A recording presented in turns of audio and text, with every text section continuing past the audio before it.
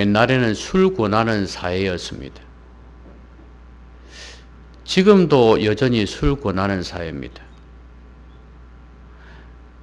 저는 이 도시 중심을 내려가다 보면 밤에 술 먹는 사람들이 너무 많아요. 술집도 있고 고깃집도 있는데 뭐 고깃집인지 술집인지 모를 정도로 술을 많이 먹습니다. 이 많은 젊은이들을 보면서 또 거기에는 아이들까지 데리고 나와서 먹습니다. 아이들 보는 앞에서 술 먹어요. TV에서는 술 광고는 말할 것도 없고 드라마고 영화에서 그냥 술 마시는 걸 당연하게 생각하게 했습니다. 옛날보다 더 심해진 것 같아요. 자, 그런데 이런 사회 속에 살면서 거기에 사는 구성원들인 한 사람 한 사람은 어떤 영향을 받을까를 생각을 해봤습니다. 아이들을 보면서 아이들이 어른들이 옆에서 술 먹는 걸 보면서 또 술이 취해가면서 헛소리를 하는 걸 보면서 어떤 생각을 가질까? 다른 것보다도 제일 겁나는 것은 자연스럽게 받아들인다는 거예요.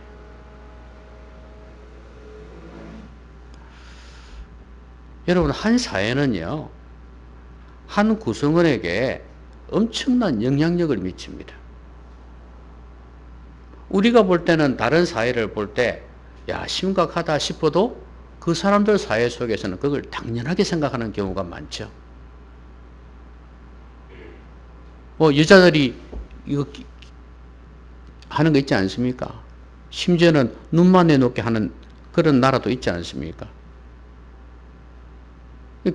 그 사람들은 당연한 거예요. 그 정도로 한 사회라는 것은 한 구성원, 개인 구성원에게 있어서는 지대한 영향을 미치는 것입니다. 동시에 한 개인이 이 전체 사회에 미치는 영향도 크고요. 그런데 이 사회가 이렇게 중요합니다. 예수님이 살던 당시의 사회는 유대 사회인데요. 그 나라는 여러분도 알다시피 종교사회입니다. 그렇기 때문에 이 종교가, 유대교가 지배하는 그 사회가 그 당시에 한 사람 한 사람에게 미친 영향은 엄청나게 크다고 볼 수가 있습니다. 오늘 이 시대도 그렇지 않습니까? 교회라고 볼 때, 우리 기독교 입장에서 볼 때, 교회가 어떠하느냐에 따라서 이 사회에 미치는 영향, 이 한 구성원들에게, 백성들에게 미치는 영향이 엄청나게 크거든요. 그럼 이 당시에는 어떠했나? 한마디로 이야기하면 부패하고 타락한 종교 사회였습니다. 종교가 지배하는 사회인데 종교가 타락을 해버렸어요. 그런데 겉으로 볼 때는 뭐 번지르르한 그런 모습이 보였을지도 모릅니다. 그러나 내면에 진짜 예수님께서 보시는 관점, 하나님께서 보시는 관점으로 보면 너무 부패하고 타락했다는 거예요. 이 자화상이라는 것은 자아상이라고도 말을 하는데요. 진정한 숨은 내 모습을 이야기하는 거예요. 그러니까 이 사회가 진짜 영적으로 볼 때, 하나님의 시각에서 볼 때 어떠한가 하는 것입니다.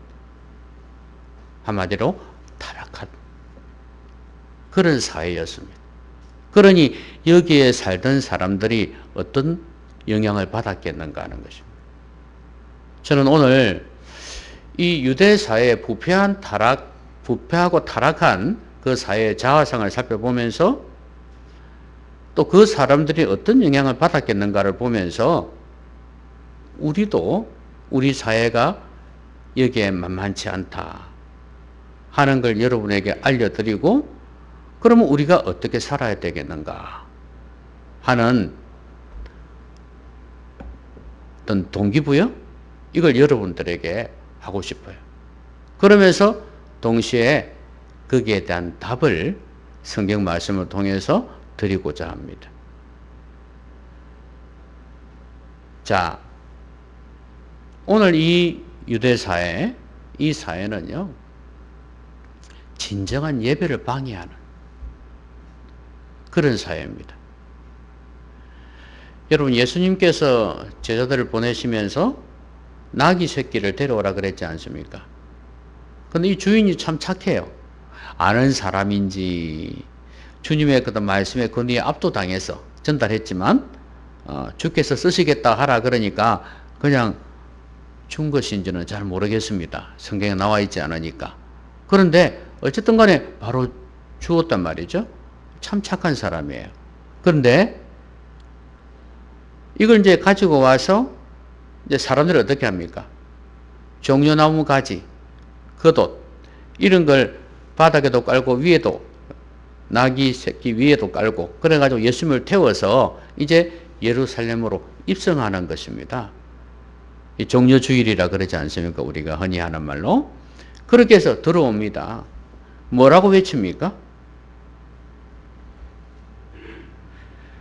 이 무리들이 예수님이 하신 걸 봤잖아요. 그렇죠? 봤기 때문에 자기들이 본 바 모든 능한 일로 인하여 기뻐하며 큰 소리로 하나님을 찬양하여 이르되, 지금 하나님을 찬양하고 있거든요. 예수님이 들어오는데 하나님을 찬양하고 있어요. 그 말은 예수님이 하나님의 어떤 대리자다 하는 그런 느낌이 있죠. 메시아 같은 느낌이 들지 않습니까? 그리고 또 하나 중요한 것은 찬송하리로다. 주의 이름으로 오시는 왕이여 이랬어요. 이 왕이라는 개념이 메시아란 말이에요. 그러니까 이 사람들은 이제 철저하게 믿은 거죠. 예수님을 왕으로 지칭합니다. 그러면서 높이고 찬양하고 있습니다. 그런데 무리 중에 어떤 바리새인들이, 이 무리들 중에는 이제 예루살렘이니까 중심지 아닙니까? 그러니까 각 종교인들도 있었을 것이고, 특히 이제 바리새인들도 구경하러 나왔던 모양입니다. 하도 많은 무리들이 이렇게 야단이니까. 선생이여, 예수님께 와가지고 그럽니다. 랍비여, 선생이여, 당신의 제자들을 책망하소서. 이 무슨 말입니까? 그러니까 주님께서 하신 답이 뭐예요? 내가 너희에게 말하노니 만일 이 사람들이 침묵하면 돌들이 소리 지르리라. 여러분, 왜 이 사람들이, 바리새인들이 지금 막 예수님을 높이고 왕이라고 칭하고 하는 이걸 보면서 왜 책망하라 그랬을까요?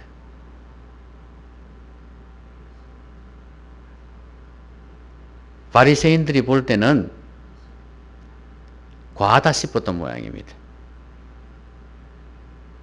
그냥 예수 선생, 예수 랍비 이 정도면은 뭐 우리도 뭐 어느 정도 수긍을 하겠는데 왕이라고 하니까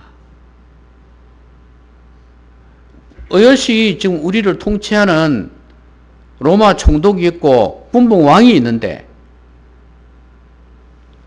로마 교황 또 총독도 와 있고 이렇게 통치를 하고 있는데 왕이다? 그리고 바리새인이니까 이 왕의 개념이 뭔지를 알겠죠. 메시아, 우리를 영원히 통치할 왕.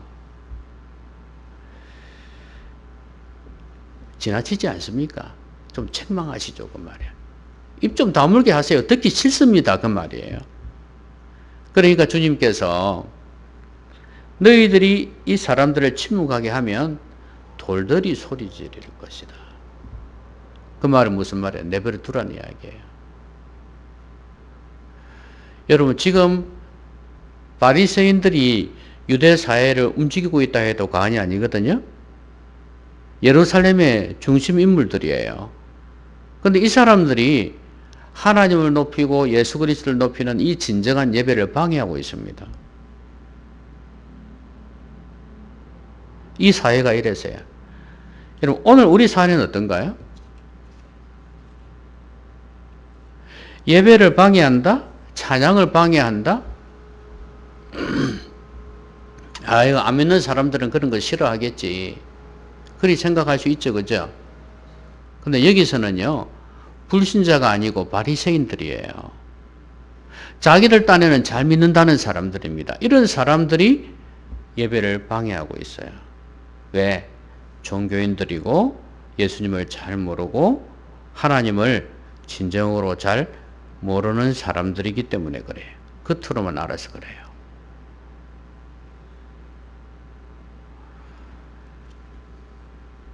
안 믿는 사람들은 오히려요, 예수 믿는 사람들이 진짜 예수 믿는 사람들이 되기를 원해요. 아시겠습니까? 안 믿는 사람들은 뭐 자기가 교회 안 나가니까 뭐 교회 방해하고 이래 할 것 같지만요, 오히려 안 믿는 사람들은 예수쟁이들, 자기들 하는 말로 예수 믿는 사람들 진짜 제대로 예수 잘 믿었으면 좋겠다, 이런 생각을 가지고 있어요. 그래서 은연중에 안 믿는 사람들이 오히려 진짜로 예수 잘 믿는 사람들을 존경한다니까요. 그런데 교회를 다니는 사람들은 어떨까? 물론 교회를 다니는 사람들도 그럴 것입니다. 그런데 종교에 빠지면, 경건이 없는 종교에 빠지면은 그러지 않을 수 있고 반대가 될 수도 있어요. 진정으로 기도하고 진정으로 예배하는 사람들을 별로 달갑지 않게 생각할 수 있어요. 이 바리새인들이 왜 예수님이 메시아다, 왕이라고 칭하는 것을 싫어합니까? 자기들이 그렇게 못하고 있거든. 자기들은 예수님을 왕이라고 부를 수 없는 거예요. 그 중에는 혹시라도 그렇게 부르고 싶은 마음이 있었다 할지라도 못하는 게 집단 이기주의, 군중심리라는 게 있어요. 이것 때문에 못하는 것입니다. 그러니까 자기들의 기득권도 있잖아요. 우리 주제에, 우리 체면에 어떻게 그렇게 찬양을 할 수 있냐 이거예요. 또 어떤 면에서 보면 이렇게 나귀 타고 오면서 길에서 이렇게 주님을 찬양하는 거, 이 종교인들은 감히 못했을 수 있습니다. 성전에서 그 규칙에 따라서 노래 부르는 거라든지 율법을 읽는 거라든지 이런 건 했을지는 몰라도, 제사 드리는 거 했을지 몰라도 이렇게 삶 속에서 길에서 주님을 찬양하는 거 생각도 못했을 수 있습니다. 어디 시끄럽고로. 이거 사투리죠. 시끄럽고로. 어디 시끄럽게 그렇게 길에서 나다니면서 찬양하고 노래 부르냐? 그럴 수 있어요.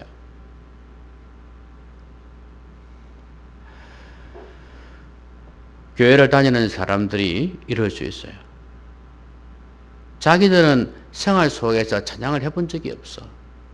별로. 그러니까 그런 사람들 별로 좋아하지 않아요. 사무실에서 일터에서 찬양하면 일이나 하지. 찬양하면서 일하는데 왜? 시끄럽다고 막 TV 소리 안 들린다. 그럴 수도 있고요.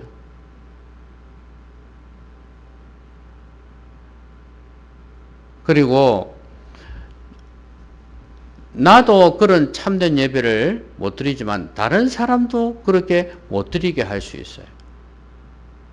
여러분 교회에 와서 예배를 드릴 때 여러분들이 내가 진정한 예배를 드려야 되기 때문에 마음가짐을 가지고 있으면 그게 알파 플러스가 돼가지고요. 플러스 알파가 돼가지고요. 다른 사람에게도 좋은 영향을 주어요. 그런데 예배를 드릴 때 오히려 참된 예배를 드리지 않음으로 인해서 그 모습, 그 이미지가 옆에 있는 새신자나 다른 사람에게 안 좋은 영향을 줄 수도 있다는 거예요. 그 생각 안 해보셨죠?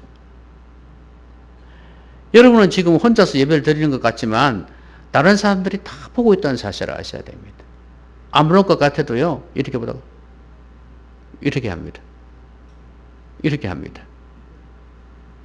살짝 돌리면서 예배 집중하는 것 같은데 저 사람이 왜 잘 드리나 안 드리나 보고 있다는 사실을 아셔야 돼요. 권사가 저래? 집사가 저래? 이런 식으로 속으로 판단도 할 수 있어요. 그래서 나도 그래도 되겠구나 하는 생각을 가질 수 있어요. 그러니까 이 사회가 이렇게 무너져 버리면, 종교적으로 타락을 해버리면 개인에게 엄청난 영향이 오는 거예요. 여러분, 타락한 사회는요, 그게 기독교인 수가 얼마나 많든지 적든지 상관없이 참된 예배, 참된 찬양을 방해한다는 사실을 아셔야 됩니다. 예배가 무너지기 시작합니다. 예배 드리는 것을 가볍게 생각합니다. 찬양하는 것을 가볍게 생각해요. 여러분, 찬양을 여러분의 삶 속에서 많이 하십시오. 그리고 예배 드리는 것을 부정적으로 생각하지 마십시오. 옛날에 이런 게 있었어요. 여러분, 한국교회 예배 종류가 참 많다 그랬잖아요. 그렇죠? 우리 주일 낮 예배, 주일 저녁 예배, 오후 예배도 이제 드리는 교회도 있고, 그 다음에 수요 예배, 그 다음에 금요 철야 예배, 그 다음에 새벽 예배, 그 다음에 신방 예배, 그 다음에 개업 예배, 개론 예배, 그 다음에 돌 예배, 많다 그죠? 모든 걸 예배로 갖다 붙이죠. 주일 낮 예배처럼 이렇게 순서가 갖추어져 있는 그런 예배가 아니라도 예배 이름을 갖다 붙입니다.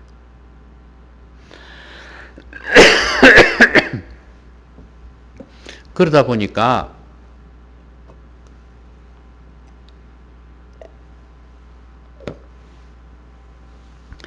젊은이들이 반감을 가져요. 특히 이제 예배에 대해서 지쳐있는 사람들이 있잖아요. 예배 한 번 드리기도 버거운 사람들이 있잖아요. 그런 사람들은 이렇게 예배 드리는 것을 싫어하는 거예요. 그런데 겉으로는 어떻게 표현을 할 수가 없잖아. 내가 믿는 집안 자녀인데, 교회에서 성도인데, 직분이 있는데, 혹시 나에게도 이렇게 예배와 찬양을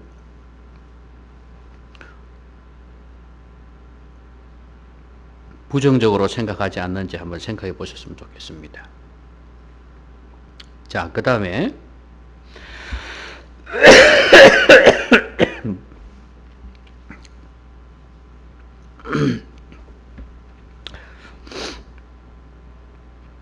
예루살렘 성에 입성을 했는데 지금 이제 성에 가까이 오고 있었죠. 밖에 있었어요. 처음에 나귀 새끼를 태우고 찬양했던 거는 이제 성에까지 오는 길에 있었던 일이고요. 그 다음에 이제 성에 가까이 왔습니다. 그때 예수님께서 하시는 말씀이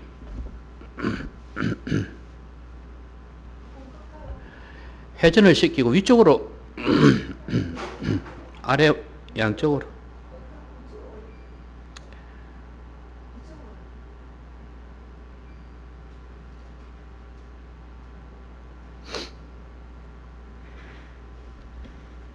에어컨을 옆에서 딱 틀면 최고 좋은데 그죠?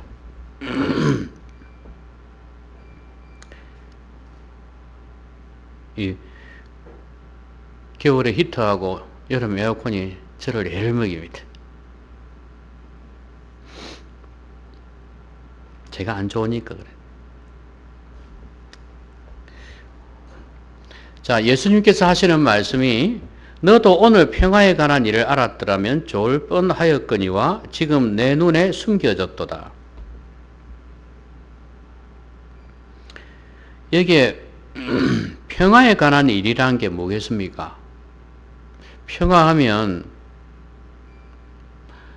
일반적으로 생각하면 로마의 정복에서 자유롭게 되는 것, 그거라고 생각할 수 있지만 여기서는 하나님과의 관계의 회복입니다. 화목입니다. 화목. 이 평화에 관한 일을 알았더라면 좋을 뻔했다. 몰랐다는 이야기죠. 그러면 지금 내 눈에 숨겨졌다. 바로 예수 그리스도를 몰랐다는 이야기도 되는 거예요. 화목 제물이신 예수님을 몰랐다는 것도 되고 또한 하나님과의 관계가 화목되지 못하다. 관계가 깨어졌다는 이야기입니다. 그러면서 날이 이럴지라 내 원수들이 토둔을 쌓고 너를 둘러 사면으로 가두고 너와 및 그 가운데 있는 내 자식들을 땅에 메어치며 돌 하나도 도리에 남기지 아니하리니. 이거는 예루살렘이 망하는 걸 이야기하는 것입니다. 적들이 쳐들어와서 망하는 걸 이야기하는 거예요. 내가 보살핌 받는 날을 알지 못함을 인함이니라. 여기에 평화라는 단어하고 보살핌이라는 단어가 연관이 있습니다. 보살핌이라는 단어에 보면 밑에 보면 심판이라는 단어가 있죠. 그게 번호로 해가지고 제일 밑에 심판이라는 단어가 있어요. 이게 내가 하나님께로부터 보살핌을 받아야 되는데 그렇게 안타까워하는 날, 그게 심판의 날이에요. 그러니까 지금 이들은 하나님의 심판을 받고 있다는 이야기입니다. 그런데도 불구하고 이 사람들은 그 날을 알지 못하고 있다는 거예요. 이제 앞으로 망할 거예요. 주님께서 그걸 미리 예언하신 거예요. 그런데 이 사람들은 평화에 대해서도 몰라요. 하나님과의 관계가 지금 깨어졌다는 사실을 모르고 있다는 거예요. 그러면서도 동시에 심판을 당할 것이라는 것도 모르고 있어요. 망할 것이라는 것도 모르고 있어요. 이게 지금 예루살렘의 비극입니다.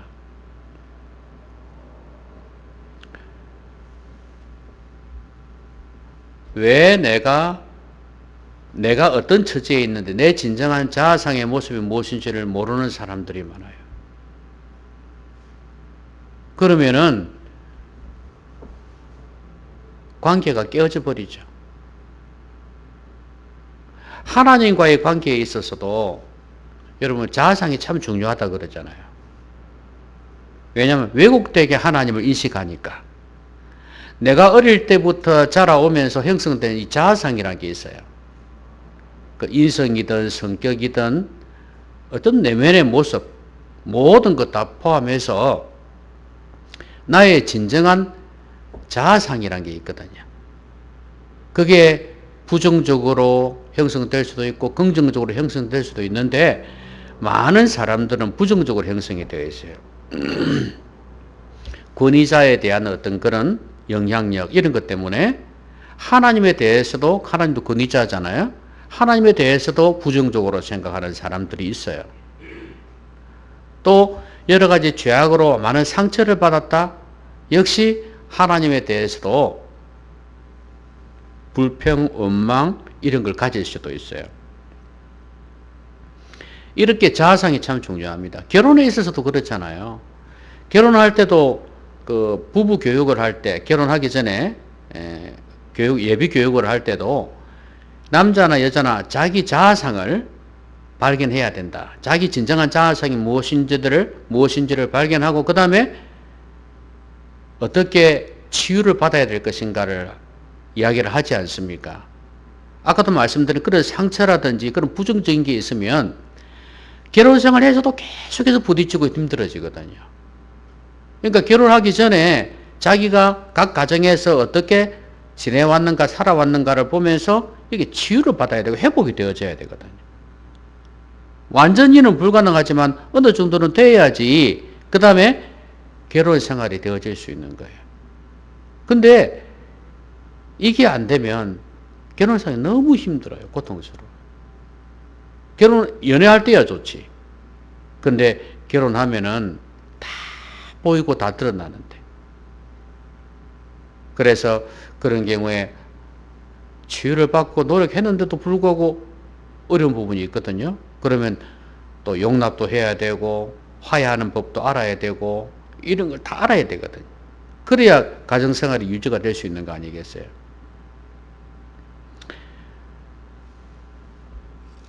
자신의 진정한 모습이 지금 뭔지를 모르고 있는 이 사회예요. 여기 지금 예루살렘아 했지만 사실은 예루살렘이 인격체는 아니잖아요. 사회라는 것은.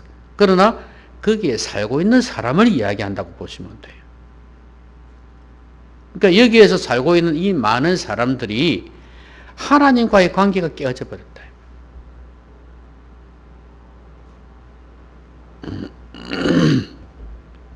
어디서 죄악에 빠져들었는지를 몰라요. 그러면서도 심판을 당하고 있다는 건, 멸망이 가까워 오고 있다는 걸 모르고 있습니다. 아, 이제 좀 있으면 망하는구나 하는 걸 깨닫지도 못하고 있어요. 여러분, 개구리 이야기 아시죠? 개구리가 그 냄비 있잖아요, 냄비. 거기에 물이 있었는데 그게 쏙 들어간 거야. 물이 있다고 좋다고 들어갔어요. 그래서 이제 물을, 온도를 살살 올리기 시작합니다.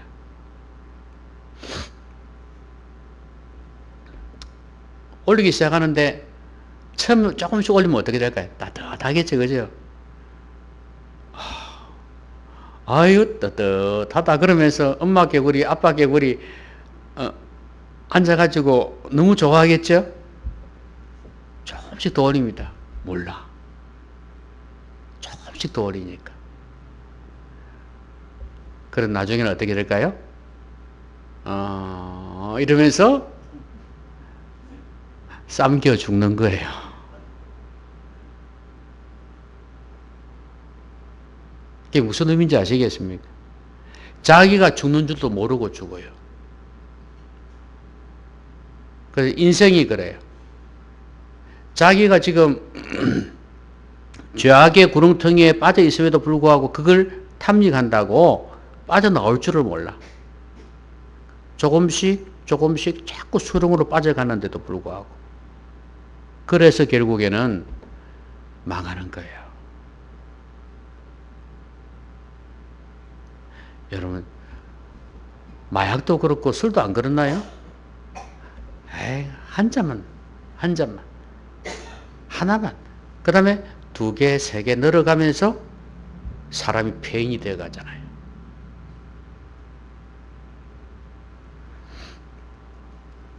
우리를 죄악의 구렁텅이에 밀어넣는 작은 일들을 무시하면 안 됩니다.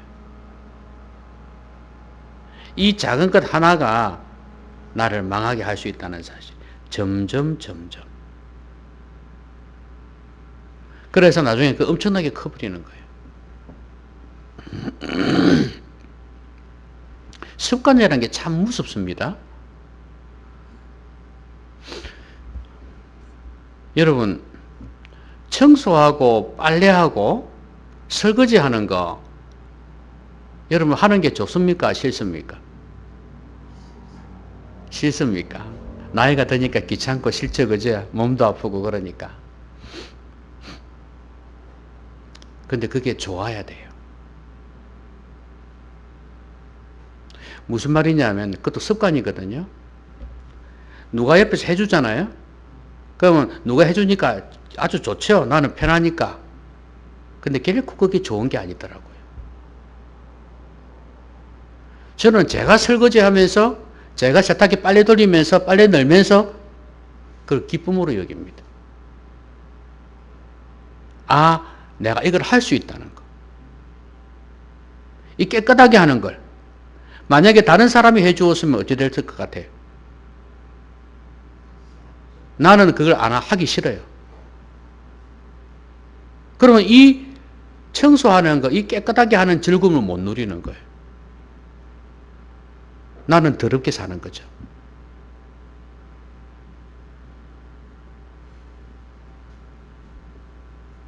누가 뭔가를 해준다는 거, 그게 결코 좋은 것만은 아닙니다. 내가 스스로 이렇게 부지런하게 살 수 있다는 거, 얼마나 감사한지 몰라요. 그런데 내가 하기 싫어 게을러 버리는 거예요. 그러면 다른 사람이 한다 그러면 내가 자꾸 게을러지거든요. 그거는 결국 나를 망하게 하는 것입니다. 여러분, 잘못된 길로 가는 사람들이 이렇게 깨끗하게 청소하는 거 봤습니까? 네? 대부분은 하기 싫어합니다.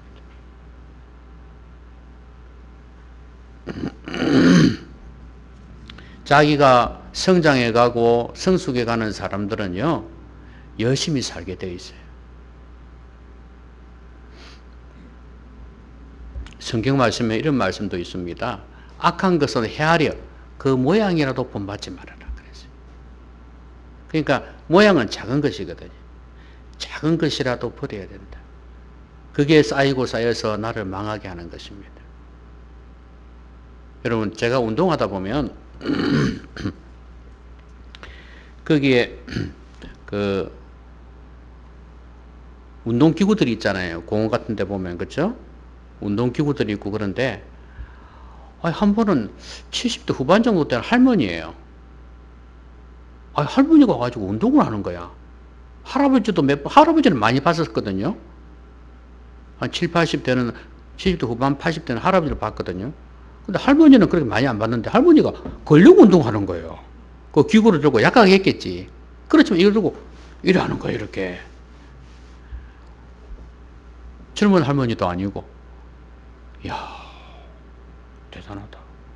그러니까 생각나는 사람들이 있어요.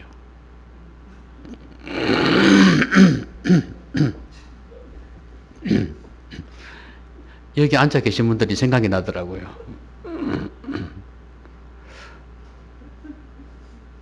저 사람은 건강하겠구나. 그런데 몸이 생기고 얼굴주름 주고 머리 하얗게 보면 알잖아요. 몇 살인지 대충 알잖아요. 근데 이 사람은 자기 관리를 참 잘하는구나 하는 생각이 들더라고요. 그게 하루아침에 된 거 아닐 거예요. 하나씩 하나씩 하면서 습관이 된 것 같아요. 저는 이 사람은 다른 사람에 비해서, 그리고 자기가 운동하지 않았던 것에 비해서 오래 살 거예요. 건강하게 살 거예요. 여러분, 건강하게 사는 게 중요하지 않습니까? 오래 사는 게 중요한 건 아니잖아요. 그게 나중에 자녀들에게도 피해를 덜 주는 거예요. 그리고 남편이나 아내의 가족들에게도 피해를 덜 주는 거예요. 이게 운동이거든요. 그 작은 것을 하나씩 하나씩 이루어서 결국 습관으로 만든 것입니다. 여러분, 긍정적으로도 이렇게 되는데 반대로 부정적인 거 안 하면 어떻게 되겠어요? 이것도 하기 싫고 저것도 하기 싫고 한 개씩 한 개씩 안 하다 보면 나중에 어떻게 나를 망하게 하는 거예요. 망하는 줄도 모르고 망하게 하는 거예요. 몸이 약한 줄도 모르고 약해지는 거예요. 무시하지 마시기 바랍니다. 지금 이 예루살렘 이 사회의 비극은 뭐냐 하면 진정한 예배와 찬양을 방해했다는 거, 그 다음에 두 번째는 뭐였어요? 심판의 때를 모른다는 거. 망하는 줄도 모르고 망하고 있다는 거예요. 자, 마지막 세 번째는 뭐냐면 경건을 잃어버렸다는 거예요. 여러분, 주님께서 예루살렘 입성하셔갖고 성전에 들어가셨습니다. 성전에 들어가니까 어떤 일들이 있었나요? 장사하는 사람들이 많았어요. 야단입니다, 지금. 비둘기 장사, 또 환전하는, 동전 바꾸는 사람들, 뭐 소소리도, 송아지, 양, 이런 소리도 들리겠죠. 재물들 갖다 바치는 거니까.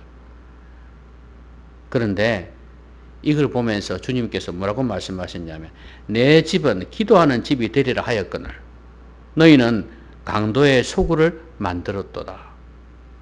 이 집 뭐 하는 거냐 이거예요. 그러면서 뒤집어 엎어버렸어요. 주님이 얼마나 싫어하시는지 표현한 거 아니겠습니까? 본질이 없다 이거예요. 성전에서는 기도하는 게 핵심인데 제사를 드리면서도 하나님 앞에 기도하면서 자기의 죄를 자백하고 이러는 게 핵심인데 모양만 갖추는 거예요. 진정한 울부짖음도 없어. 그러면서 양과 소만 사가지고 제물을 갖다 바치면 끝이야. 내가 생활 속에서 어떻게 산 건 상관없어. 11조만 드리면 돼. 헌금만 드리면 돼. 끝이야. 지금 이런 모습이에요. 본질이 없다 이겁니다. 이런 예수님을 죽이려고 야단입니다. 한마디로 좋은 소리, 싫은 소리 듣기 싫은 거예요. 오히려 죽이려고 하잖아요. 이 정도로 경건이 무너져 버렸습니다. 주님께서 보실 때는 경건이 없는 제사, 경건이 없는 예배, 경건이 없는 이 종교행위 아무 소용없다 이거예요. 오히려 책망받을 일이다 그 말입니다. 우리 삶에 경건이라는 것은 원래 제가 늘 말씀드렸듯이 가들리라 그랬잖아요. 경건한 하나님을 닮아가는 의미예요. 그러니까 주님을 닮아가고 주님처럼 되어가려고 주님의 생각을 내 생각으로 품고 주님의 삶을 내 삶으로 만들려고 하는 그런 노력들 없이 그게 경건이거든요. 경건 생활인데 그것 없이 하는 이 모든 것들은 주님께서 보실 때 책망의 대상이라는 거예요. 지금 이 사회가 어떻습니까? 경건이 무너져 버렸어요. 교회요? 마찬가지예요. 예루살렘 사회뿐만 아니라 지금 우리 사회가 그렇습니다. 교회 많다고요? 경건이 무너져 버렸어요. 경건이 없는 종교, 경건이 없는 부자, 경건이 없는 출세, 경건이 없는 결혼, 주님께서 너무 싫어하신다는 거예요. 흩어버리신다는 거예요. 뒤집어 엎으실 정도로. 주님은 마시겠습니까? 얼마나 분노하면서 그렇게 하셨는지 아시겠습니까? 그걸 싫어하신다는 거예요. 그런데도 성도들이 주님 앞에서 경건에 이르기를 연습하는 그런 모습은 너무 부족합니다. 이게 없다면 우리가 왜 신앙생활 합니까? 경건에 이르기를 연습하라. 이 연습하라는 훈련하라라 그랬습니다. 훈련하라. 여러분, 어떤 트레이너가 나와서 이 말을 했어요. 어떤 사람 훈련시키면서, 이제, 뭐, 이렇게, 엿기 같은 거 드는 것도 있고, 뭐, 땡기는 것도 있고, 그럴 거 아니에요. 이래 하다 보면, 우리가 힘들다 보면 그만두고 싶잖아. 그치요? 내가 원래 늘 5개 해. 5개 하는데, 1개 더 했다. 6개 했는데, 힘들어. 그래서 탁 나와버린단 말이죠. 근데 트레이너는 어떻게 시키냐면, 목표치 10개까지 6개 4개를 더 하라는 거야. 너무 힘든데. 자, 합니다. 너무 죽겠는데 힘들어서 합니다. 6, 7, 8, 10 이렇게 합니다. 근데 그 사람이 하는 말이 뭔지 압니까? 근육은 그리고 진짜 운동은 그 6개부터 10개 사이에서 됩니다. 이러는 거예요. 훈련이라는 게 바로 그거예요. 우리는 보통 그때 포기해버리거든요. 경건이라는 걸 여러분 생각할 때는 이게 훈련이라고 말씀했거든요. 경건은요, 여러분 가볍게 생각할 일이 아니에요. 여러분 경건은 아주 그 낭만적으로 즐기는 것으로 생각하잖아요. 예? 기도하면 즐겁고 찬양하면 기분 좋고 이리 생각하잖아요. 경건은 그렇게 이루어지는 게 아니에요. 하나님 말씀 묵상하는 것도 마찬가지예요. 그런 내 기분에 맞게끔 한두 번 하는 거지. 내 상태가 안 좋고 힘들어도 그렇게 해야 되는 거예요. 바빠도 시간 내야 되는 거예요. 내가 다른 일 해야 되는데도 중요한 게 있는데도 이걸 해야 되는 거예요. 고통스럽고 힘든 그것을 감수해 가면서 나갈 때 그때 진짜 경건이 나한테 이루어진다는 거예요. 내 기분 좋을 때, 내 시간 있을 때 하는 거는 진정한 경건이라고 볼 수가 없어요. 여러분 청년들이요. 대학생들, 특히 대학생들. 청년 때는 신앙 좋은 것 같습니다. 그런데 직장에 들어가고 그 다음에 결혼을 하고 그러면 이제 다 무너져 버려요. 왜 그런 줄 아십니까? 훈련이 안 돼서 그런 거예요. 무슨 훈련이 안 되냐? 내가 편하고 좋을 때 하는 훈련은 되겠지. 그런데 내가 힘들고 어려운 가운데에서도 하나님과 교제하는 그 경건 훈련이 전혀 안 된 거예요. 그러니까 무너져 버리는 거예요.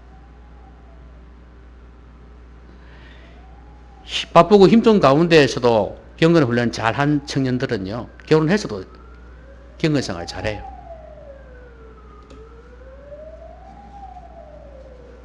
여러분, 쉽게 생각하지 마십시오. 지금 이 시대는 경건이 무너졌어요. 경건 생활을 위해서 우리의 의지로 노력을 좀 해야 돼요. 고통스러워요. 힘들어요. 제가 오늘 아침에 저울에 올라가는데 몸무게가 얼마인지 아십니까? 제가 80kg 찍고 시작했거든요. 73kg였습니다. 근데 여러분, 이게 그냥 되는 게 아닙니다. 제가 2시간, 3시간을 걸으면요. 2시간 넘어가면 빠른 걸음을 걷거든요, 저는. 빨리 걸어요, 빨리. 빨리 걷고 막 흑거리면서 걷거든요. 근데 2시간 넘어가면 다리가 아픕니다. 돌아올 때는 다리가 아파요. 근데 다리가 아픈데 뭘 느낀지, 아까 제가 그 트레이너 이야기를 생각을 해요. 이게 운동이다. 여기서 결정되는 거구나. 어떤 다리가 좀 살짝 아파가 좀 쩔룩거리기도 하지만 풀어가면서 이렇게 걸어옵니다. 그래서 되는 겁니다, 여러분. 훈련 없이 되는 게 없습니다. 모든 게 그렇습니다. 경건생활, 이거 육신의 운동보다도 더 중요하다 그랬잖아요. 그렇죠? 육체의 운동은 뭐 잠시 유익은 있으나 경건은 범사에 유익하다고 말씀하셨잖아요. 이생과 내생에 영생이 있다 그랬어요.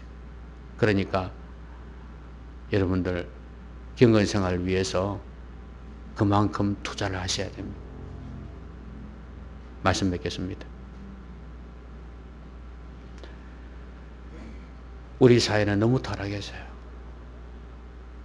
이 사회를 볼 때도 그렇지만 교회도 마찬가지예요. 너무 세속적이에요. 세속의 문화가 너무 많이 들어와 있어요.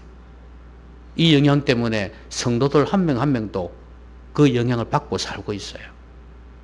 세속적이고 타락했어요. 그럼 우리 어떻게 해야 될까요? 이 사회는 진정한 찬양과 예배를 방해한다 그랬죠. 우리가 회복해야 됩니다. 예수님을 주로 높이는, 하나님을 높이는 진정한 예배와 찬양을 드려야 된다. 여러분, 이 예배 하나하나도 중요하게 생각하고 예배 시간에 오셔야 됩니다. 그리고 내가 지금 어떤 모습인지를 알아야 돼. 그것도 모르고 죽어가고 있단 말이에요. 심판의 때를 모르는 이 시대를 보면서 우리도 내가 지금 내 모습이 이런 모습이구나 하는 걸 좀 알았으면 좋겠어요. 잘못하다간 죽는구나. 하나님과 관계 깨어져 버리는구나. 그걸 좀 알았으면 좋겠습니다. 무엇보다 경건을 잃어버리시랍니다. 경건에 이르기를 훈련하시기 바랍니다. 기도하십시다. 자, 말씀 생각하면서 같이 한번 기도합니다.